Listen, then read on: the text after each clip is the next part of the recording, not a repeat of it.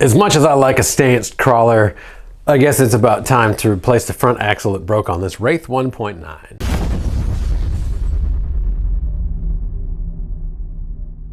So I was just driving along one day and the axle broke on me, I swear. I wasn't abusing it with the Haas motor that's in here, the Magnum. No. It was just, you know, working one day and broken the next, I promise. So what we're gonna do is swap out the axle for, well, we got some mud from somewhere in here. Stole some mud, maybe from the backyard. Oh yeah. Lost my train of thought. We're gonna replace the axle with a Vanquish SCX2 housing. So let's see how that goes. I'm looking at it and I realize that I still have the stock dog bones on this. So, you know, I probably should have gotten some nicer drive lines, but it's fine, it'll be fine. This rig is not the rig that I get for capability, it's the rig that I get because it's incapable. It is definitely one of those sorts of rigs. Here we go. We'll just put these screws, and I'm only evidently holding these on with 3 screws instead of the 6. Oh yeah, all kinds of stuff wrapped up in here. Looks like plastic, looks like somebody's been having a lot of fun driving this. Oh, we still have the stock plastic links too. This will be interesting, putting a metal axle on the front with plastic links. I guess I should probably get a different link set at some point as well. You know, this is one of the rigs that I really haven't done a lot of upgrades to other than the electronics and the tires and rims. Didn't do anything else. It's a pretty fun rig to drive though, as y'all can maybe remember from the past. It is just difficult enough to make it fun. There we go. Put these back so I don't lose them. Boop. Boop. Now then, all right, so I guess I'll just take off the entire front axle and go from there. Also got some new shocks for it, and there's nothing really wrong with the stock shocks, but they're also not great, so maybe we can, I don't think we'll be able to get to that day. I'll keep the stock shocks on there for now. We do have the torsion bar on the back. I can never remember what those things are called. Remind me in the comments. The anti-sway bar? Is that, or sway bar? The anti-torque twist bar. We'll just call it that. And if I remember correctly, it was for a completely different vehicle, but it seemed to work just fine on this. Although I want to say it was coming loose. There was one of these rigs where my sway bar kept coming loose. I'll deal with that later. I'll deal with you later. There we are. But it'll be nice to get this rig running again. This is one of my favorites to drive just because it's like a boat. It's relatively incapable, but because of the boat sides, it does slide up and over rocks. If you give it just the right amount of touch, it does a pretty good job at that. So it is quite fun. P-H-U-N, fun. Oh, I still got the stock Tactics servo in here. Didn't realize that. Yeah, so this rig hasn't gotten many upgrades.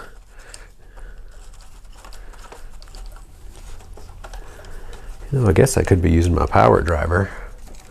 Do I have I don't think I have a 2mm on the power driver right now, just the 1.5. Why would I use a 1.5 on the power driver? I don't know. Do y'all? Do you remember? Maybe I have some more power drivers around here. They're hiding. They're hiding somewhere. All right. Getting distracted by shiny things. Boy, could they have put a longer screw in this? Please don't answer that.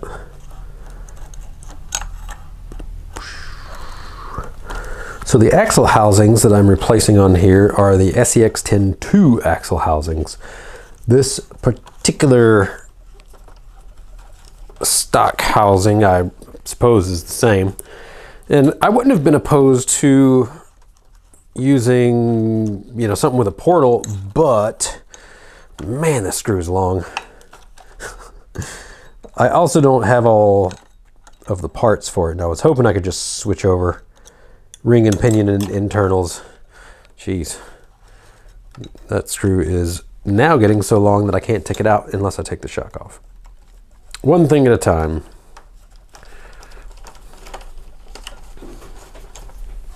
But it'll be nice to get this rig running again. Kind of miss it. I miss beating on it. So should I only do the front axle, or should I do front and rear axle?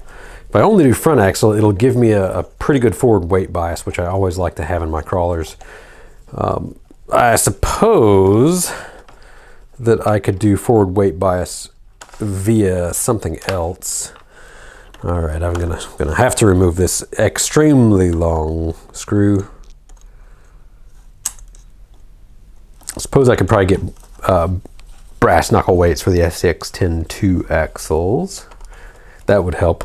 Or I could just start packing weight up front underneath the hood. There we go, look at that guy. Just look at it. Would you look at that? Now to our panhard. And I suppose also our steering. We'll just have to take all this off. Can I get to it? I can't get to it. I have to take the steering off.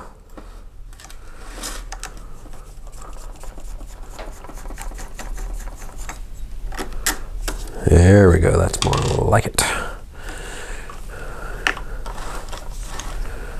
Now to our panhard.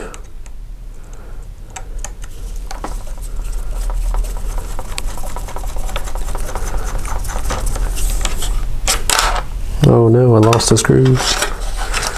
There we go, panhard mount. It looks like a lot of these screws are the same length, so that's nice. And the final thing, our drive shaft. Yeah, everything was 2mm. Every single thing. Probably should have used a driver. C'est la vie.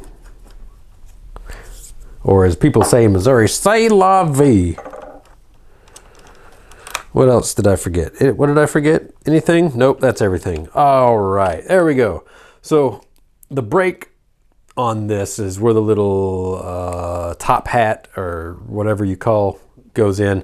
These knuckles are just plastic, and the outers are actually molded into the housing instead of how it used to be, to where this little outer, the C-hub, it was integrated, or I'm sorry, it wasn't integrated. It had a separate piece that when that broke, you could just put some aluminum ones on. Well, that's not the case anymore. That's not how they made it. So that's the brakes. And when it breaks, you have to replace the entire housing. So I am definitely not doing this multiple times. I'm going to do it once and be done with it. And I guess I'm going to have to steal all my bearings too. So let me look for the power driver. I have a lot of screws to screw.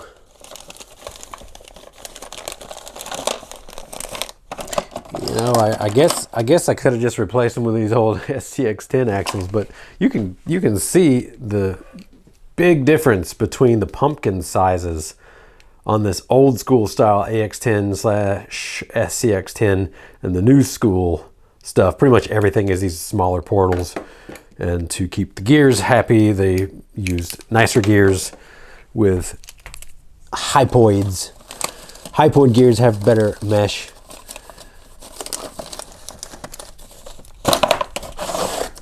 Yeah, let's just pull this up here. I know I've got a 2mm driver somewhere, because I've used it before, but we'll just make a new one, pretty sure. That's what we'll do. Driver set. Where's my 2mm tool tip? And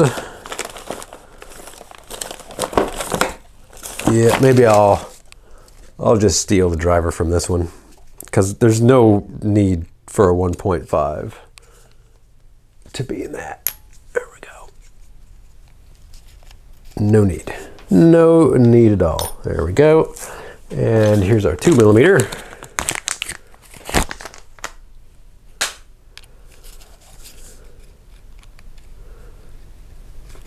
And I did charge this, so we should be good. We should be good to go.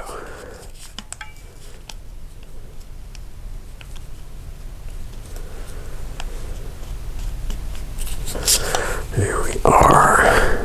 Now. Yes.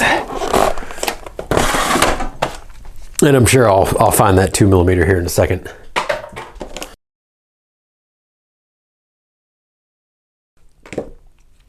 There we are. So if you've never taken apart pretty much any modern axle, the screws come in from the third member, and either the third member pops off or the front of the case pops off right here.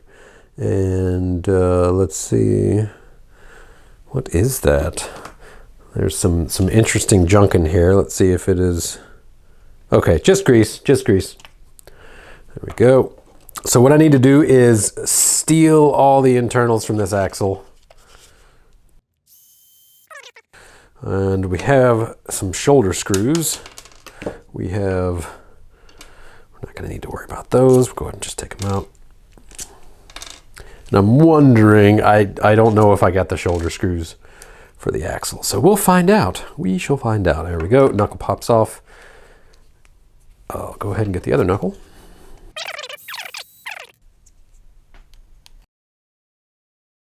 Well, it is nice that it's a shoulder screw instead of being what it used to be, which was a screw that went through a little top hat. Those were annoying. Those were really annoying to put in. All right, there we go. Knuckles are off. This is broken C-hub there. We pull out our shafts.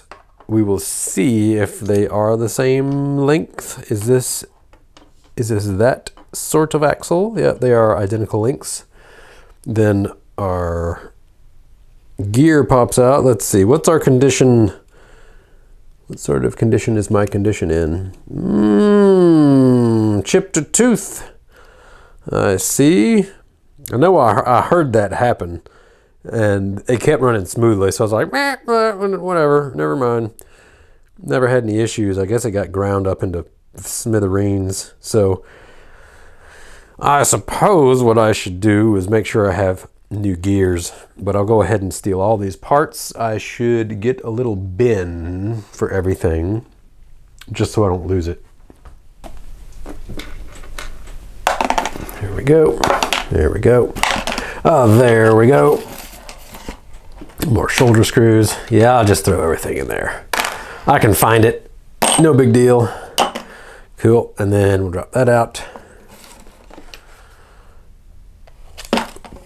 And our outside bearing, our inside bearing, which I feel like this is going to be, I'll show you a little better on camera.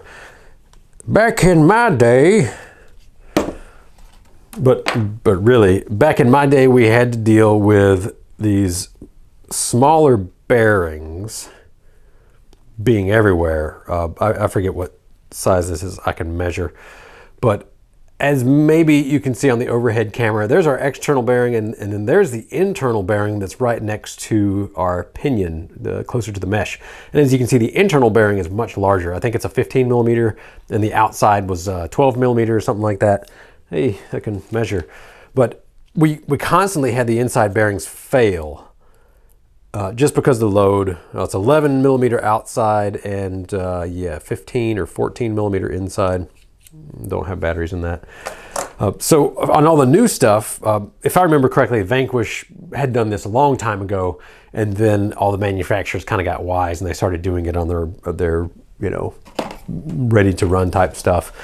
So back in my day, we had the same size bearings and they constantly failed on us. That inside bearing, if you were running any sort of power, it would fail, and then you get, you know, this sort of action on your pinion, and you can imagine what that would do to your pinion mesh, and then things break. Obviously I already broke it, but I'm running a Haas motor in here, and that, you know, that sort of thing happens. So there we go. All right, looks like our hexes are getting really wallowed out here.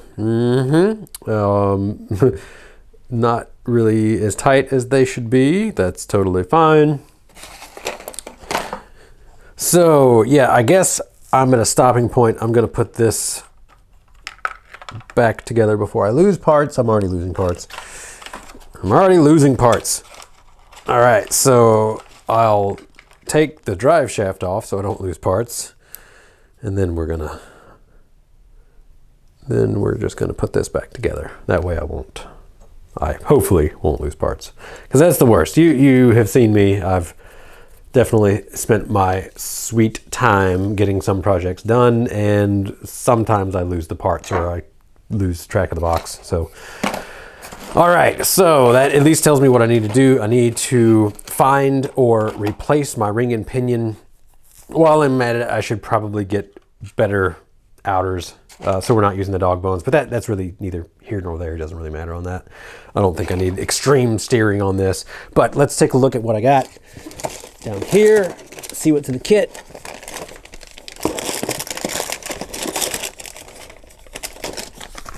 All right, so here is the axle. This is the Curry F9 SCX2 front clear anodized.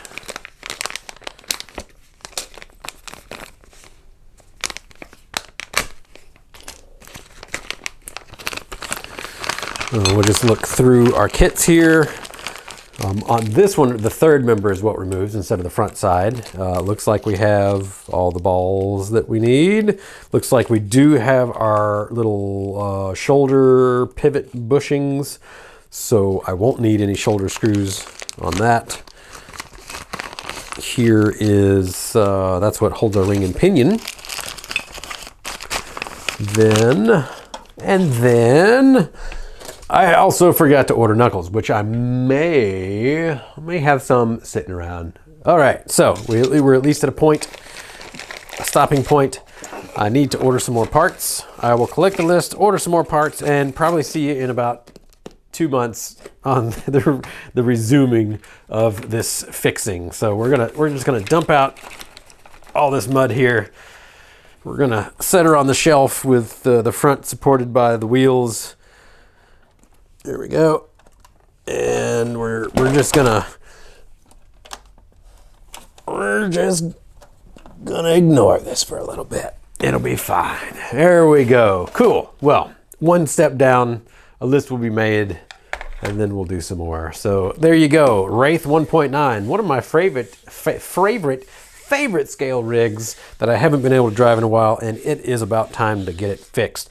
And before you try to take me to task for not finishing the Sherpa build yet again, it is actually finished. All I need to do is add a body to it. So maybe that'll be next in a future video. I'll get back to it. So as always, thanks for tuning in. Have a great day.